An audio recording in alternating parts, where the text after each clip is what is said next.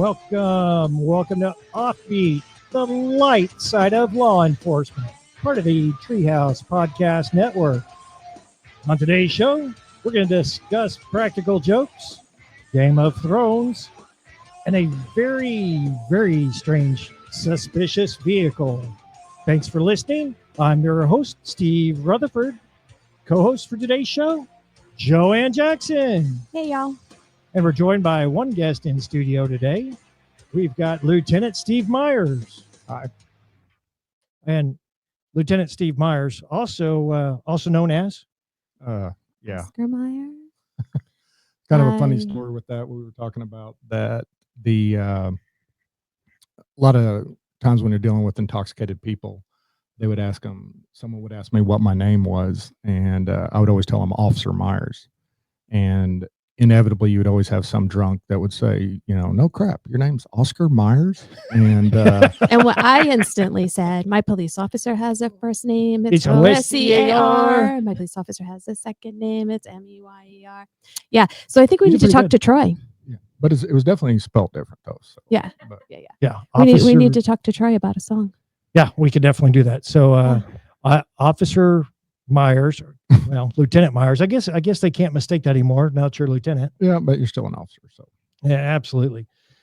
Now I do want to mention we received another patch from the Colony Police Department.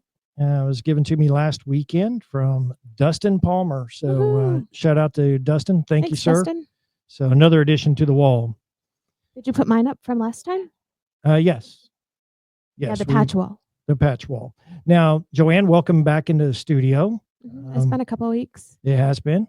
We've missed you. Josh was here last week, and all 6'5" of Josh standing here in studio took your microphone to new heights. Yeah, I could stand under it.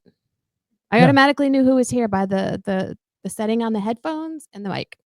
Well, it wasn't Curtis. He'd be jumping up with his hand over his head trying to grab that mic. So yeah. The question is, did you stay in camera? Did he stay in camera at 6'5"? Yeah. Oh yeah. Just barely. But if he was wearing a hat, it would be, nah, just kidding. It all shows on there. Yeah. Now, Steve, you are a lieutenant. What agency do you work for? The Fort Worth Police Department. Okay. How long you been in Fort Worth? Oh, Lordy. That long? Yeah. I've been an officer total 32 years. So about 29 with Fort Worth. All right. Where'd you work before that? Haltom City, the metropolis of Haltom City. Oh, okay. Yeah. Right down the road. Mm-hmm. Now, we had someone else that worked at, no, he didn't work at Haltom City. No, he worked we at haven't had Richland anyone. Hills because we were trying to ask him why there's a Richland Hills and a North Richland Hills. But then he came over to Fort Worth.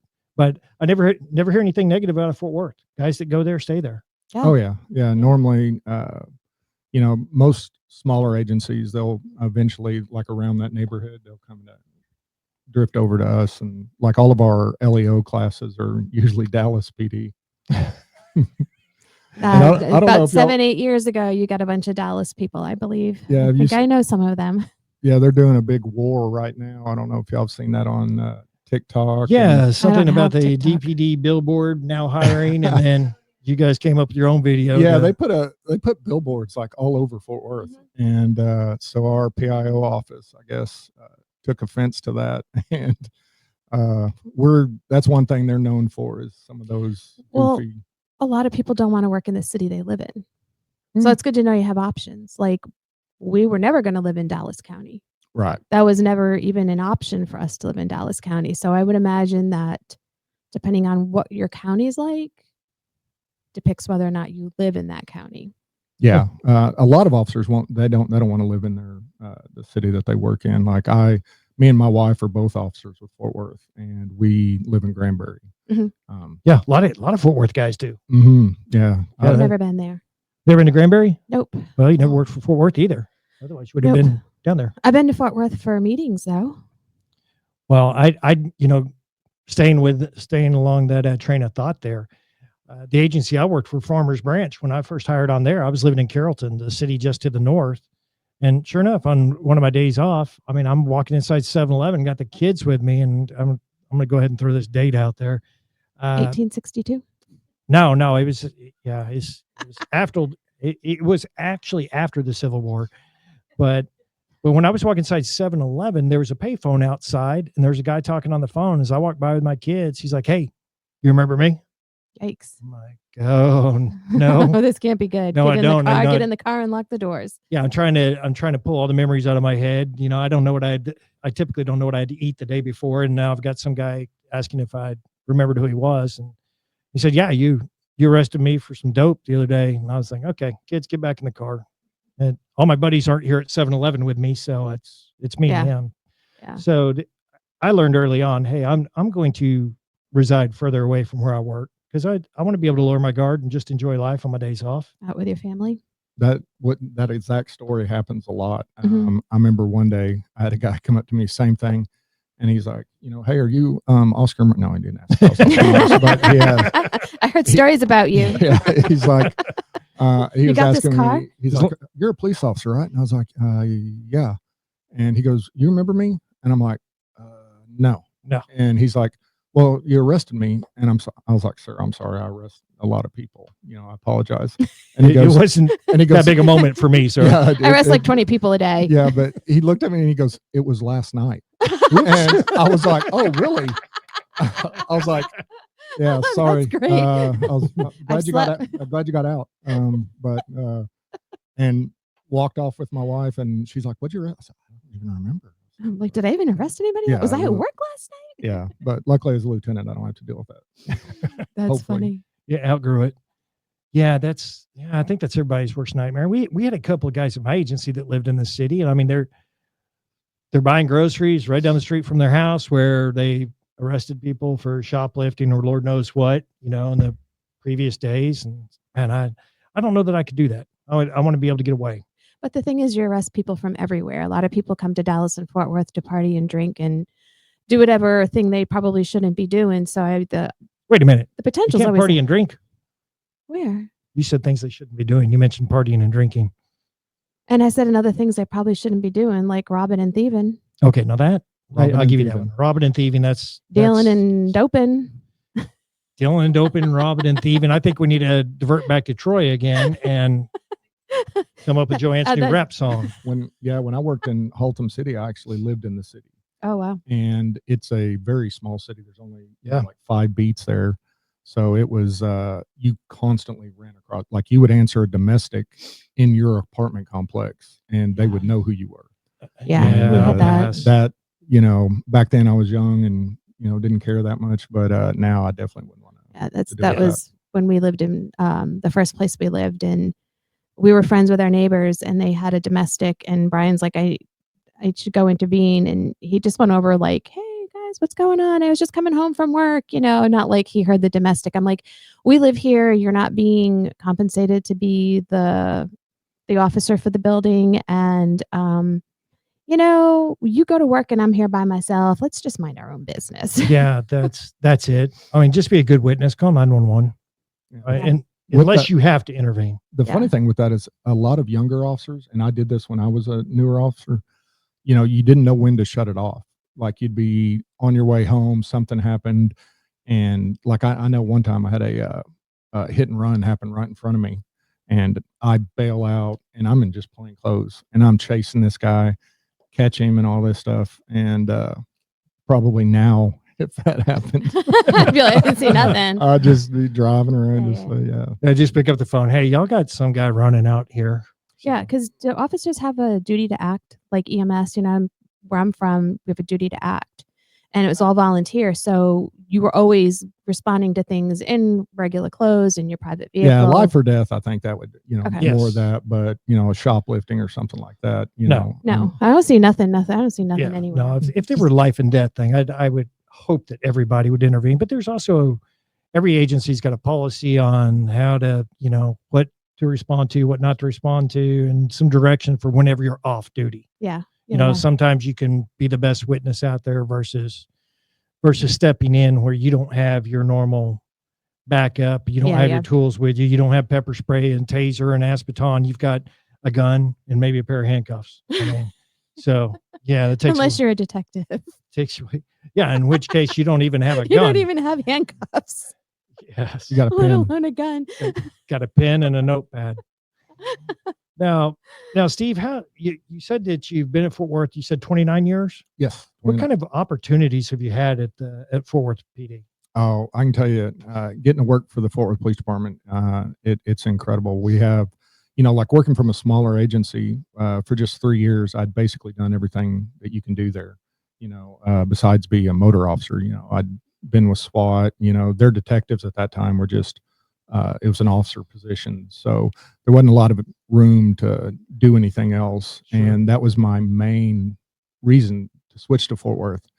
And once I switched over, I got to, obviously do patrol multiple different sides of town, but I got to work with the downtown bike unit. I got to work with what we called was our weed and seed unit, which was a patrol division in George District, which that was an incredible time getting to work there. 15 years of my career I spent with the zero tolerance team or the SRT team or the DRU team or the CRT. They keep changing the name of it. It's all the same team. They just changed their acronym. Well, every time we get a new chief or something, they think that zero tolerance sounds too harsh, so they'll change the name to something else. And then 1% tolerance. Yeah. Slightly tolerant. Slight intolerance, depending upon what it is. It depends on what time of day. Yeah. Sometimes you were kind of tolerant, other times.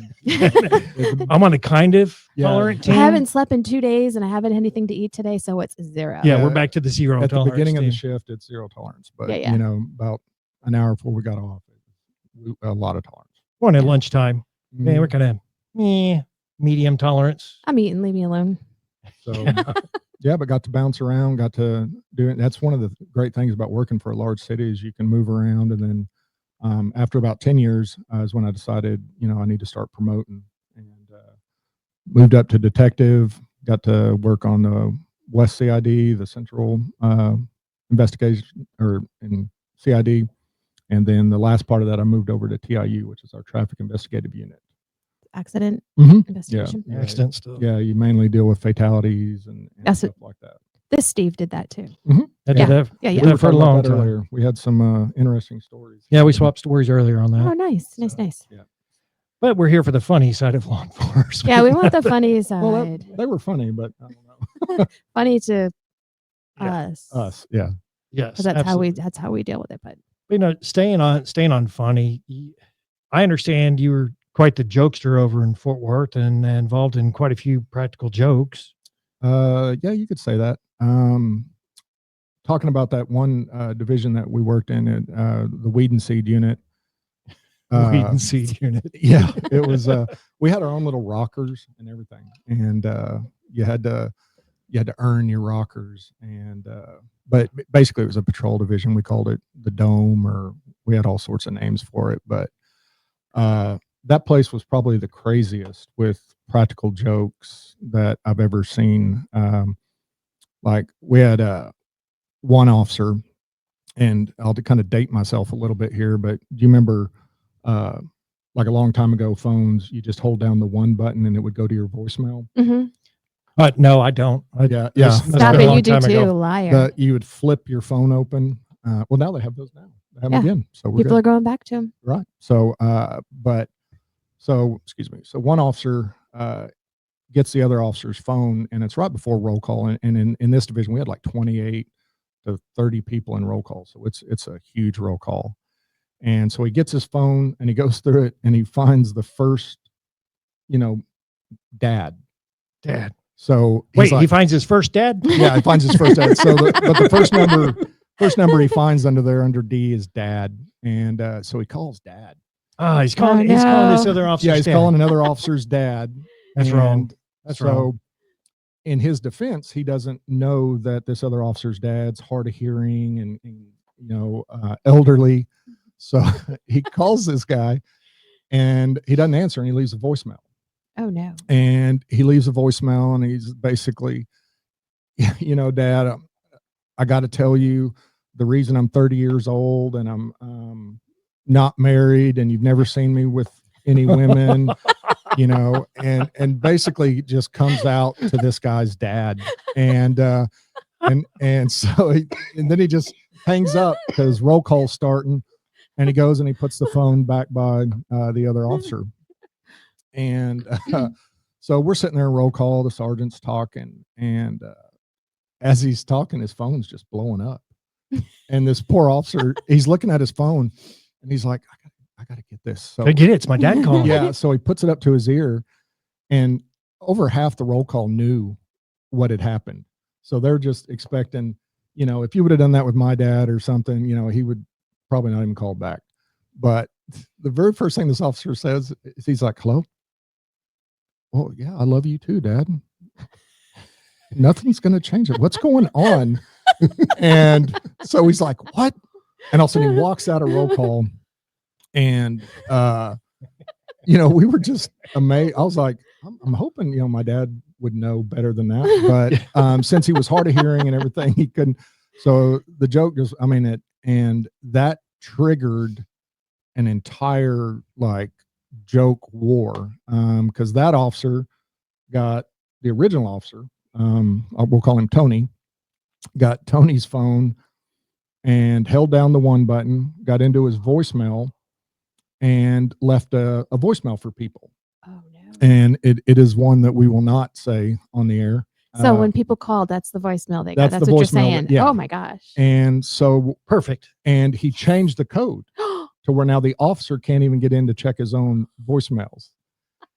And for the older officers out there, we know what an MDT is. We call them MDCs now. It's basically our mobile computer that we have in our cars.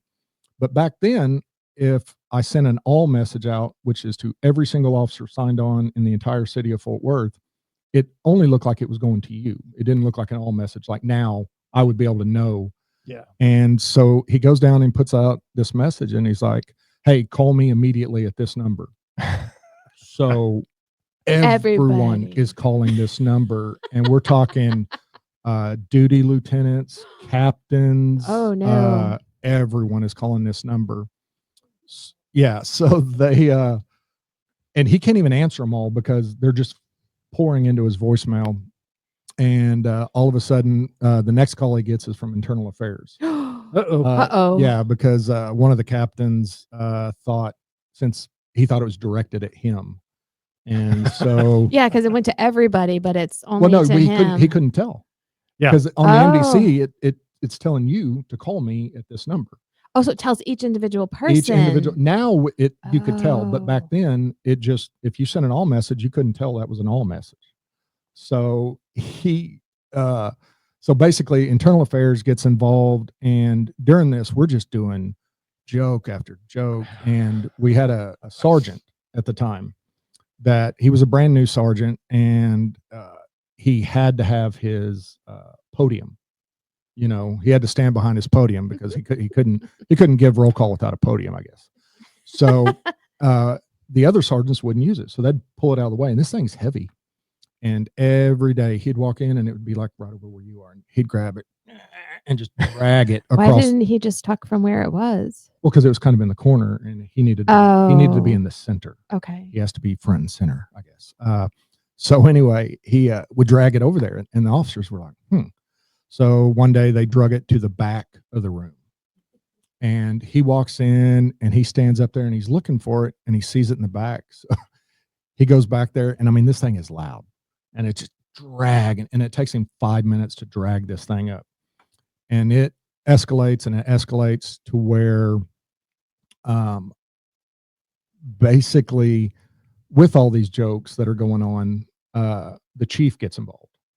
And near. Yeah, and he loves good jokes, so he comes to our sector, and he's wanting to tell us, hey guys, let's not take these outside of your division, let's keep them inside. And he shows up, and our lieutenant goes down to greet him, and he goes down, and the chief gets out of his car, and he looks up, and what is on top of the sector, the building? The podium. An officer had drug it through a hatch, took it up onto the roof, and put it there. And he's like, I'm going to see if Sarge actually goes up there, drags it down, and does this.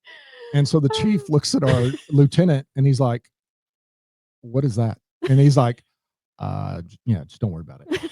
So now the chief is walking up, and he's going to address our roll call, because about all Because you're all in trouble. You're all in trouble. Yeah, because of all these practical jokes.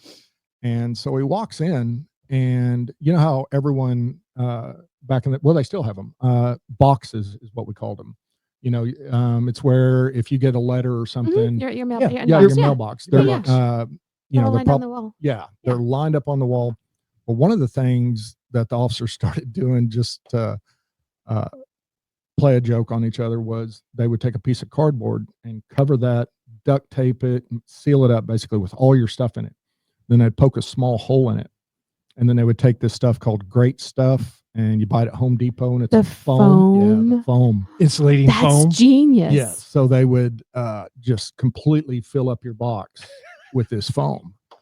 And you had to leave it for about 3 days. So you had to wait for the officer right when he left for, his days off or something and do this. Well, everyone was like, oh, crap, the chief's coming up.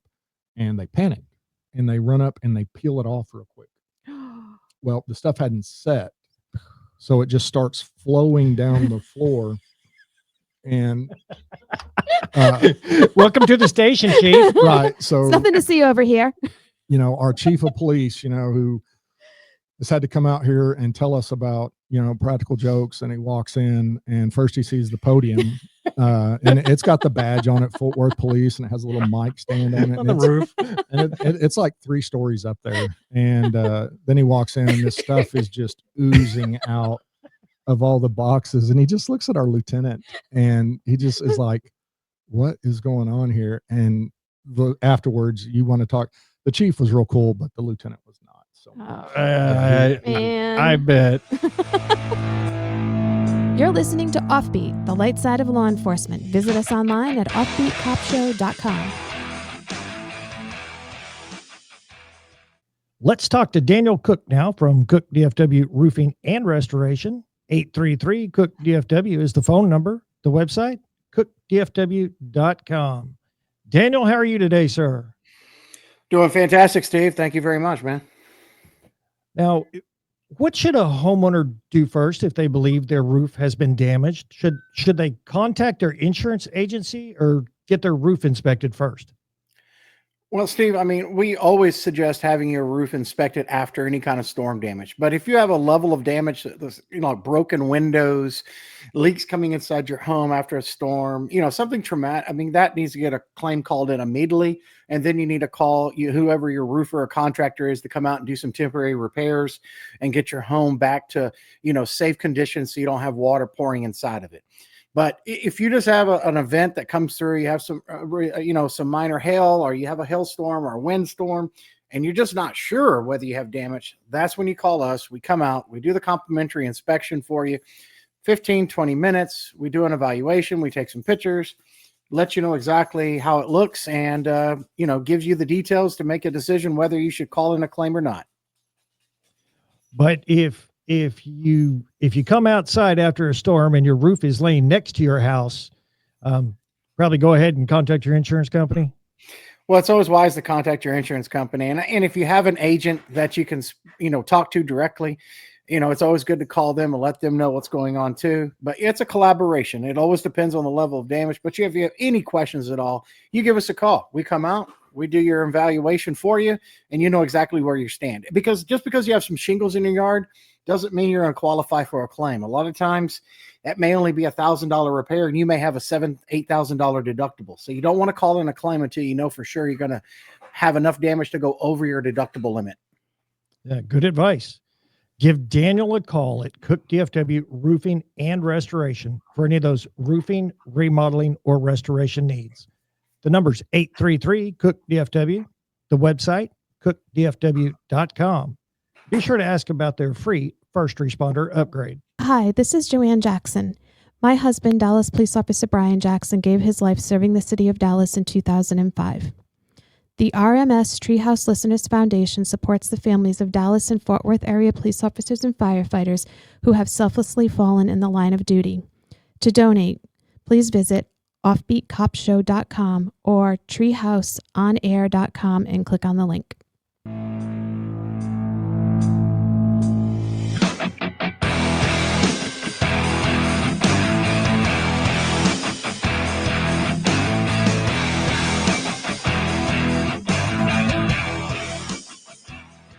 And we're back.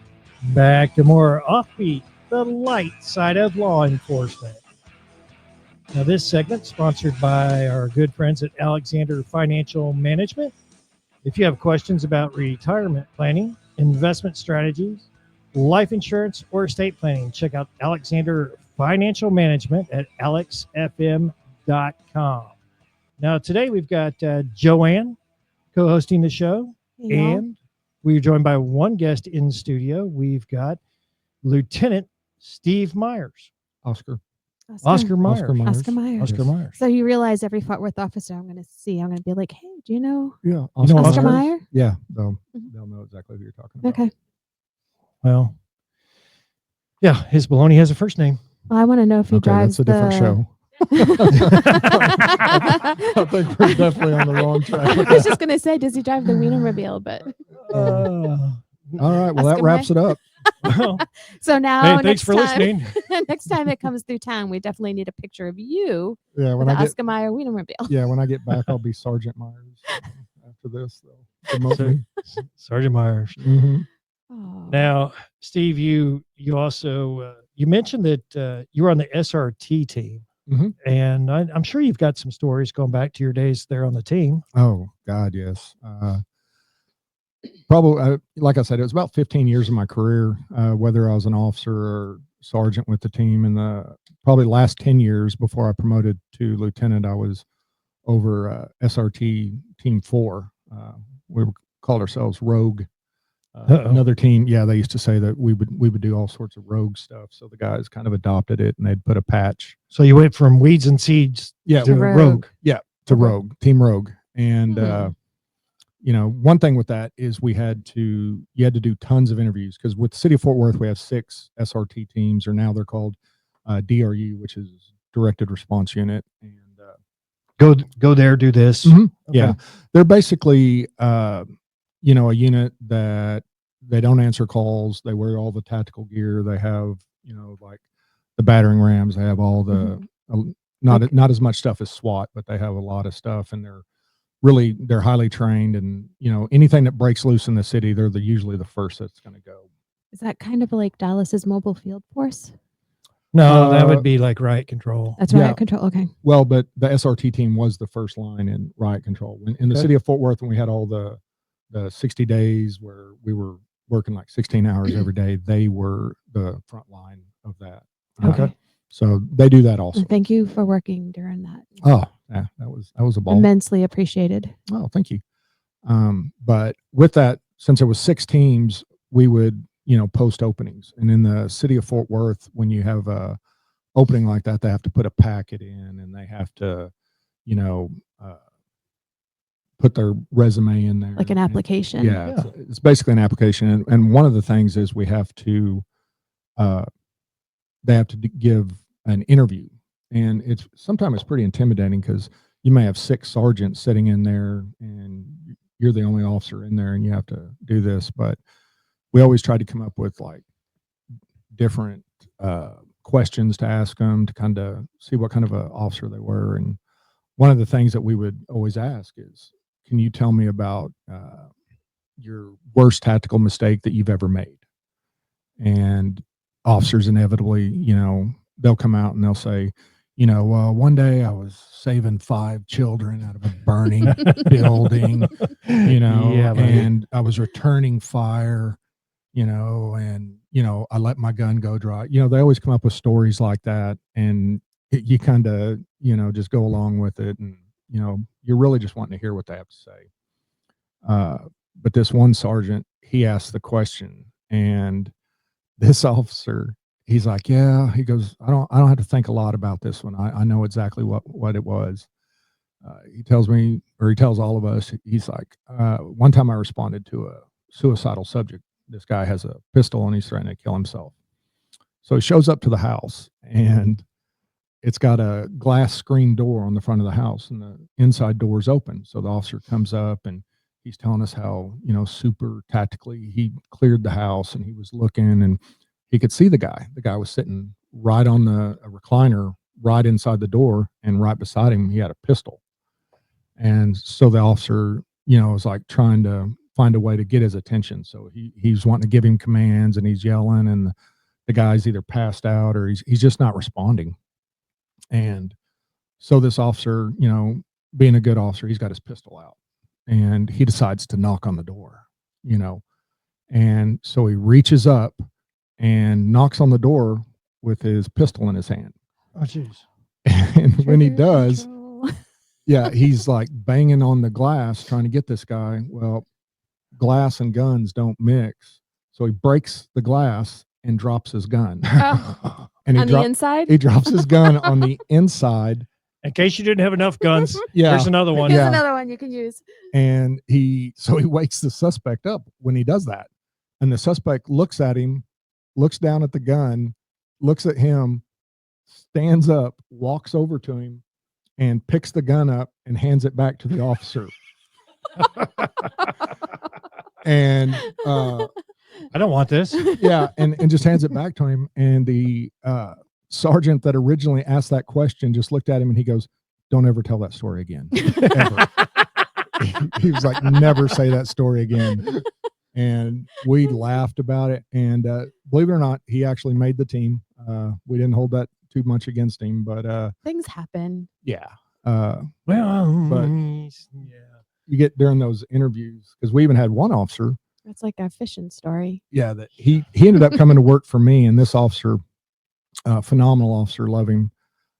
He had we asked him, you know, what's his worst mistake, kind of a deal.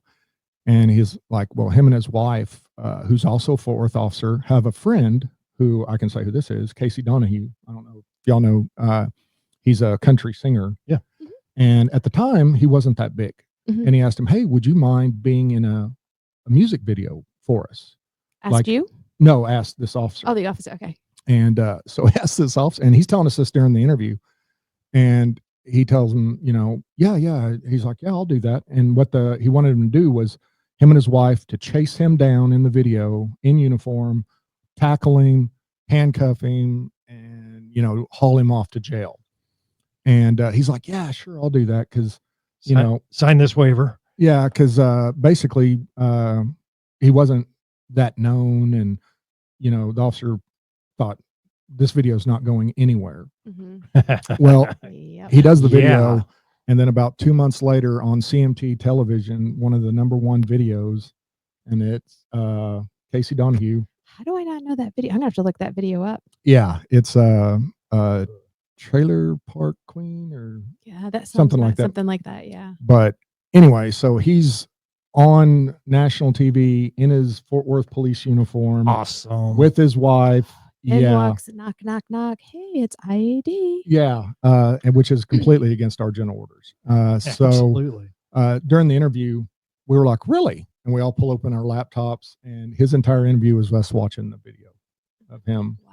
Yeah. Well, But did he do it right? And was that like a good interview for him? The video, was he tactically correct? yeah, he actually was. And we laughed because his wife even double locked the handcuffs on Casey. Donahue when Nice. she picked him up. which- Nice. Yeah. Well, the way you get around the chief and the IA part on that. So, well, they said they were going to put now hiring Fort Worth, you know, Yeah. They Yeah. were supposed to put an TV. advertisement in there. yeah, it's supposed to be an ad at the bottom. It's actually a recruiting music video. So luckily he didn't get in too much trouble. Oh, that's good.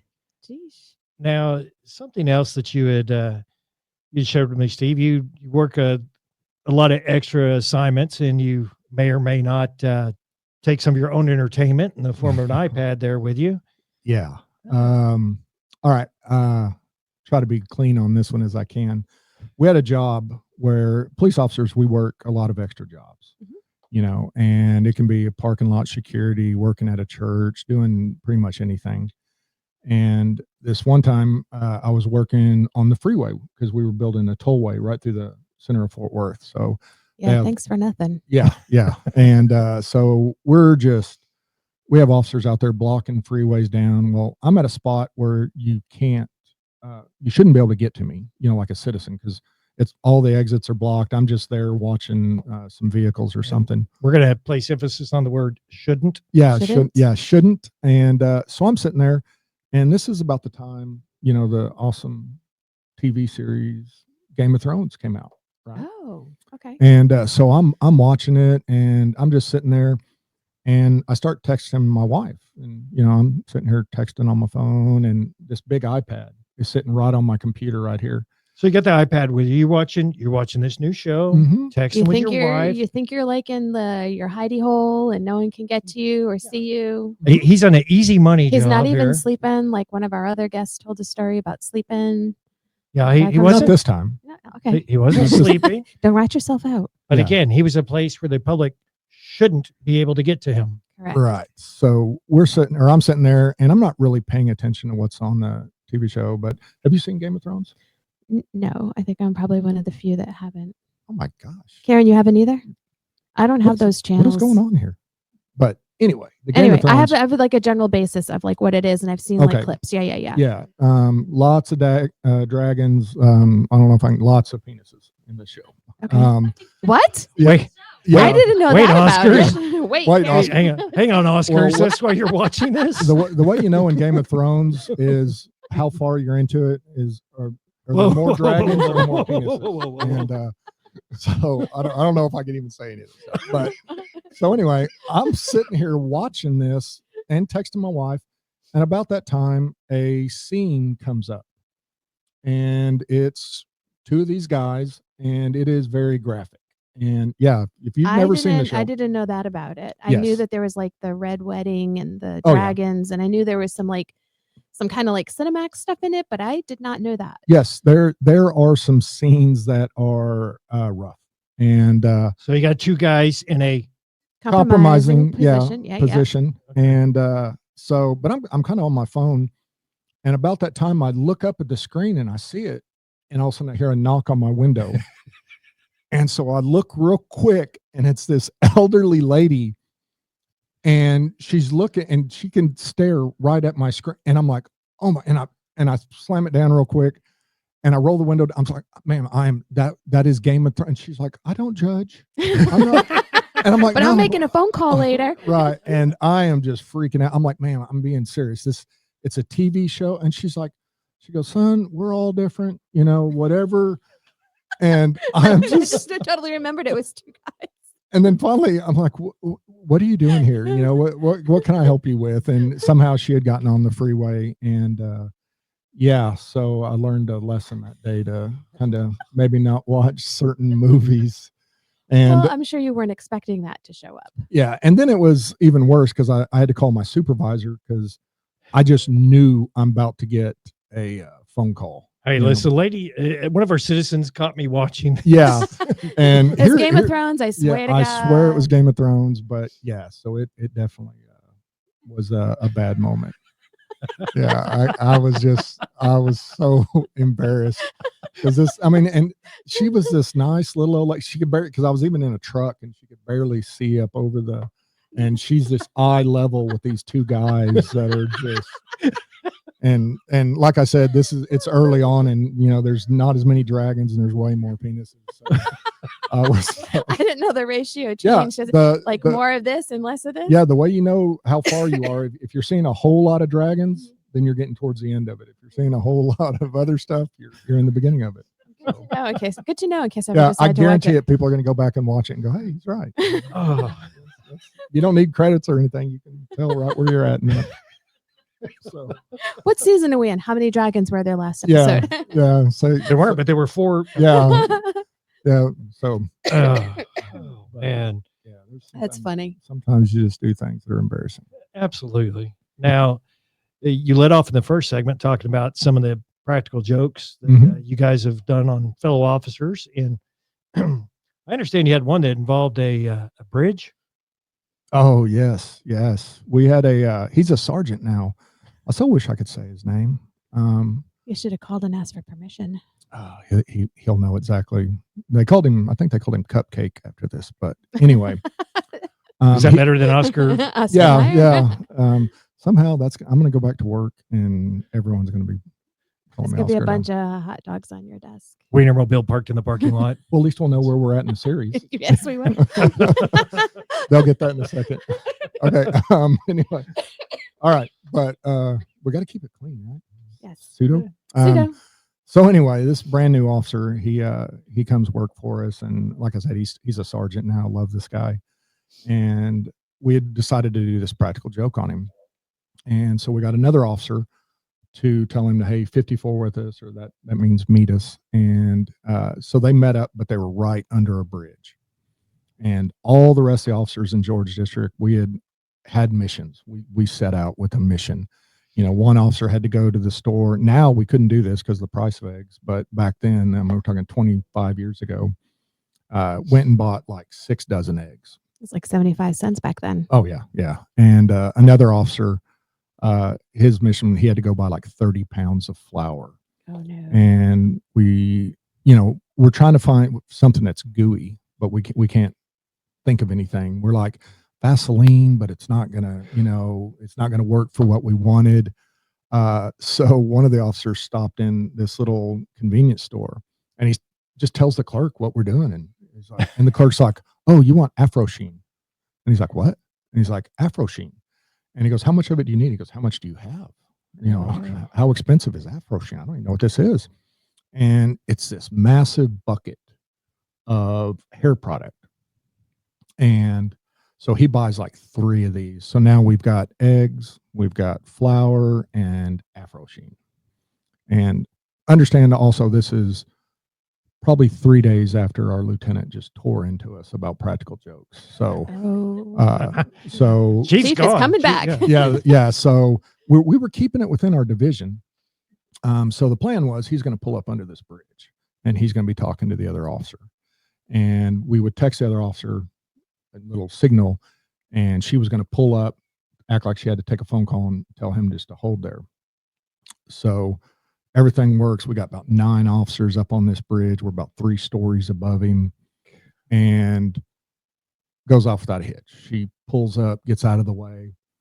First is the eggs, and they just start 6 Is he out of the car? No, he's in the car. Oh, okay. And so these are just covering his windshield, his hood, all over this car. And then He's probably thinking a pterodactyl just Yeah. flew over. Yeah. And this guy, give him credit, he didn't even move. He was just like, He knew. and he knew. And then Just take it. right after the eggs, the flour, and we're talking like 30 pounds of flour. It just covers this car. Right after that was the Afro Sheen. And it just, it hits the car with this thud because it was super hot out that day. Over 100 degrees. We're in August.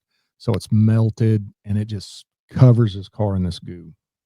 And then we drop the flour across the car, and we all laugh, have a good time, drive off, and kind of just go about our day. Never even think about him again. You guys go do police work at that point. Yeah. And someone was kind of like, hey, where's, Scott? We don't see him. We're like, I don't know. And at the end of the shift, we're talking like 10 o'clock at night, he comes pulling up, and this car is coated in this stuff still. It has went down in the engine. Oh, no. It is cooked into the car. And this poor guy, all he had in his car was this little bitty 7-Eleven cup. And nothing, no, and he 7-Eleven cup and 1 napkin. And he turned the windshield wipers on. And what do you think that did? Big mistake. Yeah, it just coated his windshield.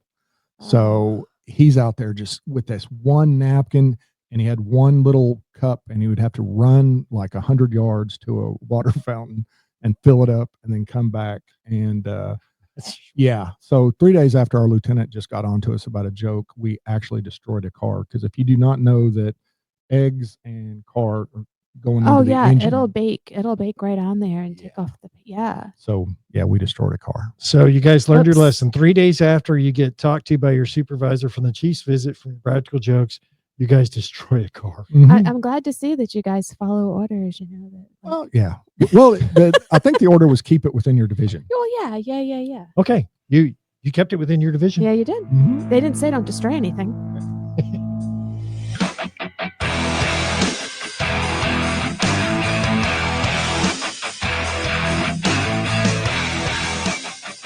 Planning for the future is challenging, and getting where you want to go in life requires strategies built around your unique financial needs. Alexander Financial Management is here to help you reach your goals. As fiduciaries, Alexander Financial Management will pursue the best solutions for you, no exception. While their decades of experience and service are available to everyone, Alexander Financial especially wants to help first responders and their families. The founder is a former police officer, and the executive team includes a retired fire captain and a retired police officer. Their extensive background in public service gives a deep understanding of the public retirement systems of Texas. So for retirement planning, investment strategies, life insurance, and estate planning, Alexander Financial Management has your back, so you can look forward. Get more info at alexfm.com. That's alexfm.com. Investment advisory services offered through Transcend LLC, a registered investment advisor. TE3 and Alexander Financial are not affiliated entities. Insurance products and services are not offered through TE3, but are offered and sold through individually licensed and appointed agents.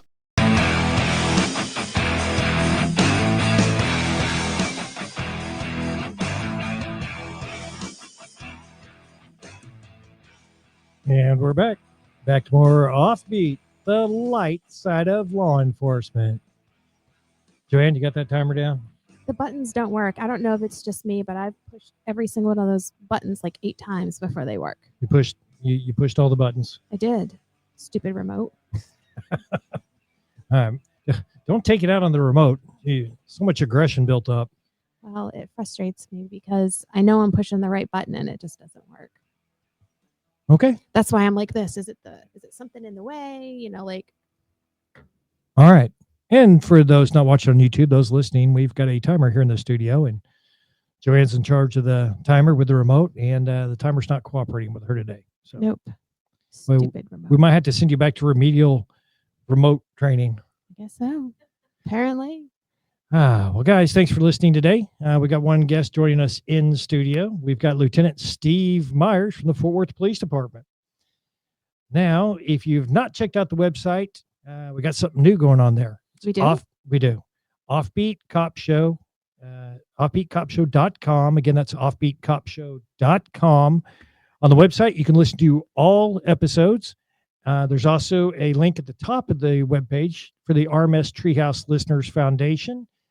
Click on that link. It'll take you over to the foundation's page. And of course, the RMS Treehouse Listeners Foundation, established many years ago, covers 10 counties here in the North Texas area and helps provide monetary assistance to the families of fallen police officers and firefighters here in the Dallas-Fort Worth area. So I'd invite you to make a donation there to the foundation. Also on the website, if you check it out, there's a new icon on there. It's a little microphone. And you can click on that microphone and you can either leave us a voicemail message or you can leave a funny story.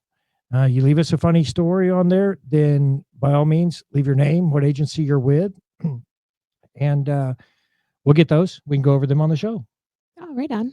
So very cool. Very cool. Yeah. Now, if you want to be a guest on the show, then send us an email at offbeatcopshow@gmail.com. Again, offbeatcopshow@gmail.com. We'd love to have you here in the studio. And we can remote you in from anywhere in the world. So if you're not in the North Texas area, you can still be on the show. We'd love to have you. Check out our Facebook and Instagram, also on YouTube. Give us a like, a share, a follow, and make sure wherever you're listening to us, you hit that subscribe button. Hey, oh, Yes. I thought you had my mic turned off. I was like, subscribe. Now it's turned off. Okay, you're back. Okay, Russ. Yeah, Russ used to do that to you a lot. Yeah, Russ used to turn my mic off. Okay, now we've got one final story here.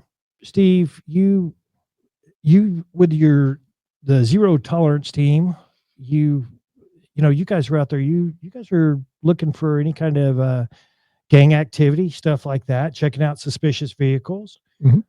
What is one of the strangest suspicious vehicles you've come across? Lordy.